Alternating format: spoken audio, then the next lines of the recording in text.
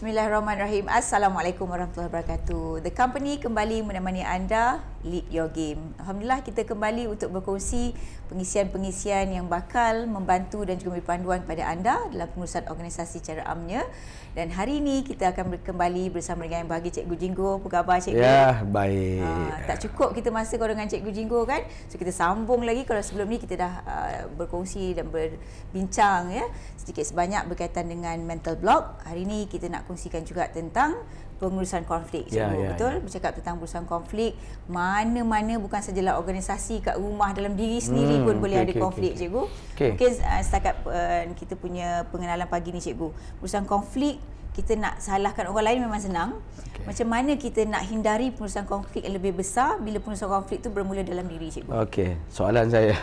Konflik ni bagus tak bagus? Dua-dua. Dia ada pros and cons. Sebab konflik lah manusia berubah. Betul. Sebab ada konflik, sebab konflik ni macam signal lah. Signal telah berlaku sesuatu, signal. Jadi kita balik kepada soal punca konflik lah. Konflik ni punca daripada satu formula yang saya baca lah. M campur G campur O, hujungnya C. M campur G campur O. Hujungnya C. C itu konflik. Alright. Dia konflik ni sebenarnya impak kita nampak dia hilang motivasi, kita nampak kepada fizikal dia hilang motivasi sebagainya kan.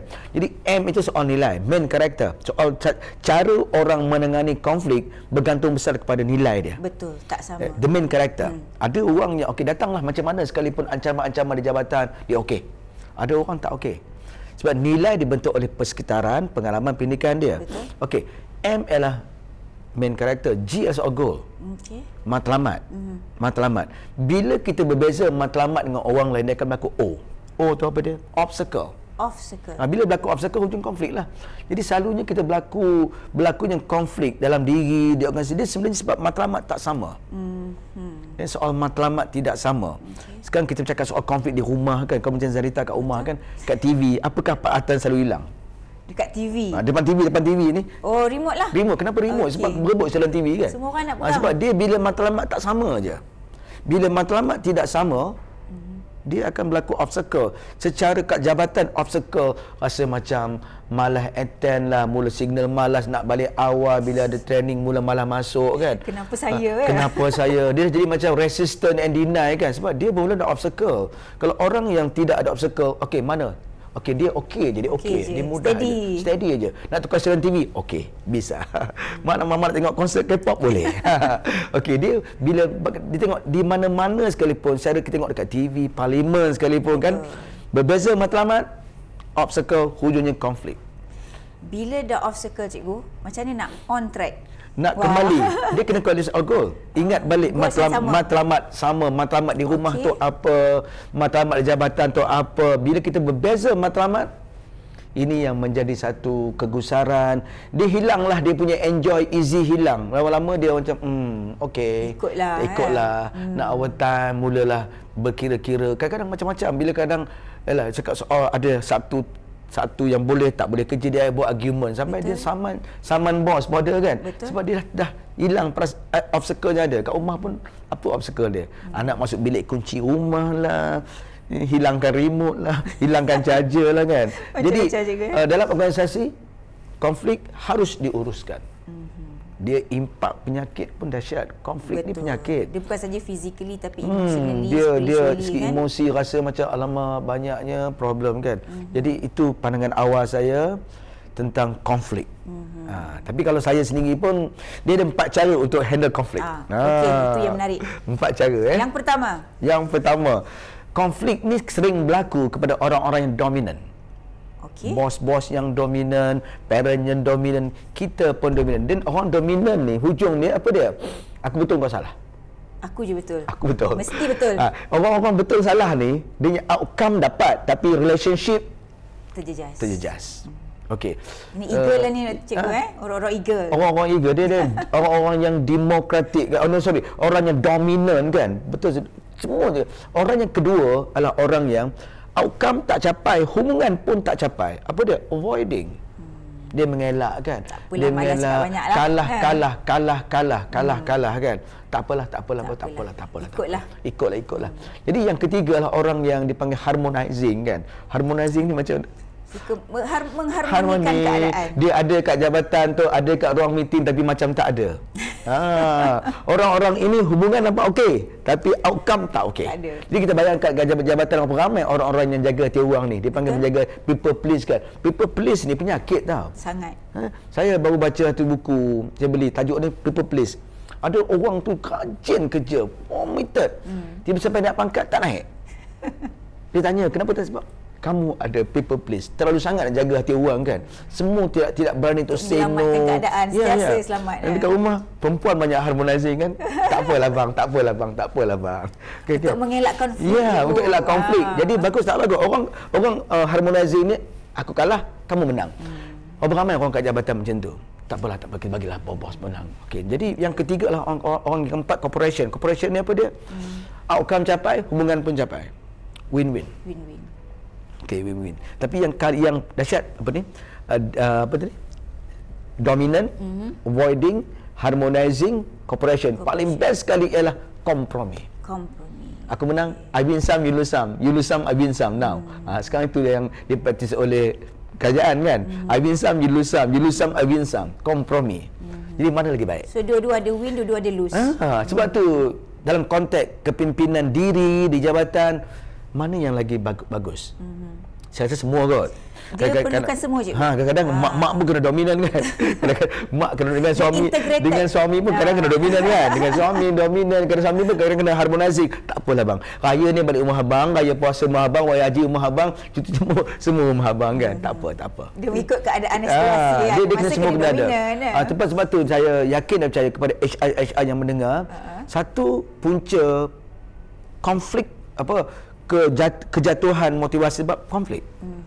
Konflik yang tadi uruskan dan kita nampak staff kita tu macam okey sebenarnya. Kadang-kadang yang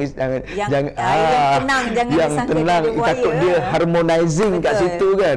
Kok okey tak okey, tapi dia ada dalam satu konteks fizikal ada, fikiran tak ada, perasaan tak ada.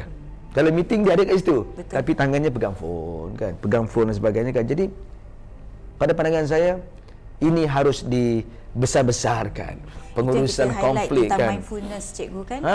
Macam mana kita tu? Bekerja, kita ada di pejabat tapi fikiran kita berada di somewhere else.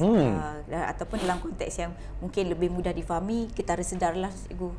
Itu yang biasa kita bawakan berkaitan macam mana kita nak menghadirkan diri, fizikal, emosi dan mental pada ketika dan saat itulah. Sebab tu konflik ni kita tak sedar, kadang badan di situ, fikiran tempat lain. Sebab kan? tu perkataan kerjasama tak dipakai dah. Komitmen. Kita nak berkomitmen, bukan bekerjasama. Ada orang kerjasama tu fizikal ada, fikiran ada, perasaan tak ada. Committed. Jadi kita bayangkan itu sedang berlaku sekarang. Betul. Jadi pada rakan-rakan di jabatan yang boleh kita kongsikan, kena fikirkan tu. Dia okey, dia macam okey, dia macam okey. Saya tertarik juga bila kita bincangkan konflik, ada positif dan ada negatifnya, cikgu kan. Cuma bagaimana persepsi dan world view kita memandang konflik tu. Mungkin ada juga yang dah tak tahu macam mana nak handle konflik ni cikgu, dan bila cikgu kata tadi tu ada yang kata tak apalah kita people, orang-orang people ni tadi macam tak apalah kita ikut je lah daripada nak bergaduh dan sebagainya. Tapi implikasinya cikgu, apa impact mengikut pengalaman cikgu lah, ada case study boleh kita kongsi ke, apa kesan kalau tak diurus dengan baik? Dia kalau impact segi outcome lah. Segi outcome tu dia akan menurunkan kat rumah pun, dan kita bayangkan kalau jabatan ramai orang-orang yang dominan. Orang dominan ni capai outcome, tapi ramai orang yang minta maaf ayat ni tengok pintu pejabat macam pintu neraka. Betul. Allah, kalau dia timbul anxiety kalau bos tu cuti, kalau dia bersara saya buat kenduri. Contoh kan. Sebab dia rasa macam sedekah pulut kan. Dominan sangat, dan yang dominan ini, orang yang dominan sakit sebenarnya. Dia terlalu sangat kau bercakap soal dia, macam mana cara orang kerja dominan, workaholic, perfectionist, apa lagi. Dan kita nak kalau boleh di jabatan ni dia complete, semua ada ruang. Bos kadang-kadang kena begini. Dan pengalaman saya kalau tengok kawan-kawan saya, yalah, saya tengok kawan-kawan saya lah, ada yang kena stroke sebagainya sebab stres, anxiety, sebab dia satunya sebab di jabatan dia ada orang dominan, terlalu dominan. Jadi macam mana nak elak dia? Soalan balik. Dia kena buat training lah, dia kena ilmu. Sebab sekarang ni cambahan ilmu banyak, sangat-sangat banyak. Sebab tu saya suka kalau yang di soal team building. Sebab satu kajian dibuat, saya tahu ya, kita kena mengikut Tucker teori. Tahu ke teori? Dia apa dia? Forming, storming, norming and performing kan. Dia kalau grup itu lama sangat Storm tu lama sangat. Tak jumpa nak normkan macam mana. Storm itu tak diuruskan. Jadi daripada awal tahun ke hujung tahun storming. Lepas tu kalau jumpa bos masuk kena dia ke kiri, dia tak jumpa bos kan. Dia ribut petik. Dia rasa macam startnya kat rumah pun sama. Kalau ayah tak ada tu rasa macam merdeka. Contohlah ayah yang dominan kan. Jadi forming, storming, norming itu harus sebab tu ada satu konteks kajian dibuat. Bagaimana untuk merapatkan balik konflik humor. Dia kena 60% ialah gelak ketawa, gathering, makan-makan, outing, camping. Itu camping itu dia kena humor. Kat rumah pun dia kena aktiviti yang ada interaksi. Sebab tu ada kajian-kajian dibuat. Kita perlukan 11 kali interaksi sehari. Sebab tu kalau bos-bos kita keduk kat pejabat kan, duduk dalam bilik je. Fikirlah sendiri, dia kena interaksi, jumpa orang di kantin, jumpa orang di mana lagi tu, di tempat di informal activities dia formal. Dia 60% humor, dia kena gelak ketawa. Sebab tu sesekali kawan-kawan sekali, bukan sekali, pada pandangan saya setiap 3 bulan kena buat aktiviti retreat ataupun makan-makan. Sebab kita nak mengelakkan daripada konflik ini, sebab dia akan jadi menanah. Itu yang informal, cikgu kan. Mungkin dalam konteks company, jabatan, institusi dan sebagainya.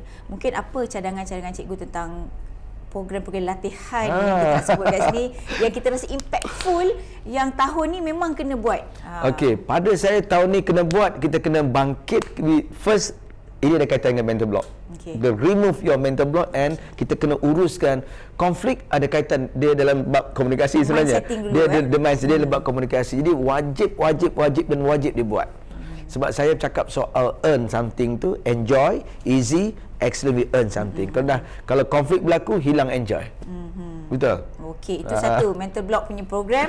Mind setting, macam dia kena reset balik untuk bekerja. Okey. Next, cikgu, selain team building? Team building. Daripada saya, seminars 1 day, 2 days. Tapi yang paling pasti dia ada banyak pilihan. Saya, pengalaman saya, ada yang memilih untuk setengah hari, ada memilih untuk sehari, ada memilih untuk 2 hari. Tapi pada saya bukan soal hours tu, soalnya impak dari segi pengisian, si konten dan konteks itu kita nak. Tapi kita berbesar hati jugalah tahun ini, mungkin dalam bidang latihan, HR dan pengurusan lebih bersifat terbuka kan, untuk menganjurkan pelbagai jenis program dan sebagainya. Saya nak unjurkan juga coaching, cikgu. Dia kalau coaching ni individu kan? Betul, individu boleh, tim boleh, satu organisasi pun boleh, cikgu. So saya ada kes yang saya teringat sedang berlaku di Universiti Malaya lah, kawan-kawan saya handle seorang pekerja yang dalam bahasa jiwa amat kacau. Dulu dia dia orang yang beragama, sampai sekarang dia punya fikiran solat tak perlu buat lagi dah. Subhanallah. Punya anxiety, dia punya impak amat dahsyat. Pergi kerja asyik MC saja. Dia banyaklah kita rasa. Jadi benda ini, kalau itu saya nampak ramai kawan-kawan kita yang menyembunyikan dia punya emosi sebabkan harmonizing. Kau okey tak? Aku okey. Mereka tak okey. Jadi kita mulakan latihan coaching. Betul. Kita akan sembang dengan lebih lanjut tentang coaching ni, cikgu. Ini satu sesi juga nanti kita buat, insya-Allah. Untuk itu The Company sesi kali ini kita ucapkan banyak terima kasih buat Cikgu Jinggo yang sudi berkongsikan pengalaman, dan juga saya rasa banyaklah sharing yang kita boleh manfaatkan, bukan saja untuk diri kita tapi juga kepada organisasi kita, insya-Allah. Kita jumpa lagi dalam The Company. Jangan lupa ikuti dan terus follow kami di The Company website, di Facebook, di TikTok dan juga di YouTube, insya-Allah. Kita jumpa lagi. Wabillahi taufiq wal hidayah. Assalamualaikum warahmatullahi wabarakatuh.